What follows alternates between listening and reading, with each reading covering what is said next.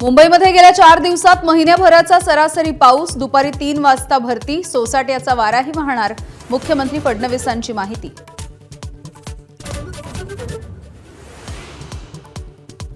उद्या नाशिक त्र्यंबकेश्वरमध्ये ढगफुटीचा अंदाज, 300 मिलीमीटर पाऊस होऊ शकतो, मुख्यमंत्र्यांची माहिती.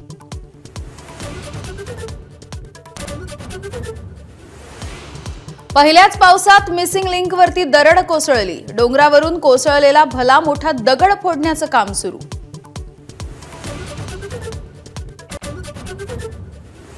पुण्याकडे जाणाऱ्या 3 लेन्स सुरू, मात्र मुंबईच्या दिशेने येणारी एकच लेन सुरू असल्याची मुख्यमंत्र्यांची माहिती. वाहतूक पुणे मुंबई जुन्या महामार्गाने वळवण्यात आली, गरज नसेल तर प्रवास टाळण्याच्या सूचना. वसई नालासोपाऱ्यामध्ये मुसळधार पावसामुळे जनजीवन विस्कळीत, वसईमधील सातिवली रस्ता पाण्याखाली, तर गेल्या 12 तासांपासून वसईमधील वीज पुरवठा खंडित.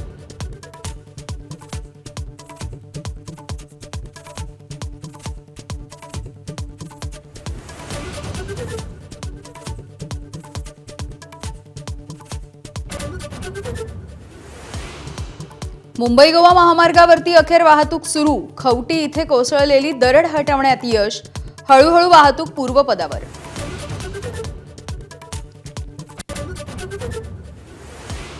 रायगड जिल्ह्याला मुसळधार पावसानं झोडपलं, रोहा, पेण, नागोठणे, महाड परिसर पाण्याखाली, पेणमधल्या गावांना भोगावती नदीचा वेढा, महाडकरांनी वाहनं मुंबई गोवा महामार्गावरती उभी केली. मुंबईत मानखुर्दमध्ये झोपडपट्टीमधील 3 मजली घर कोसळून 6 जण ठार, मृतांमध्ये आई आणि 5 मुलांचा समावेश, बांधकाम बेकायदा असल्याचं समोर. कोल्हापूरमध्ये पंचगंगा नदी इशारा पातळीच्या दिशेनं, जिल्ह्यामधील 42 बंधारे पूर्णपणे पाण्याखाली, एनडीआरएफची 2 पथकं कोल्हापुरात दाखल.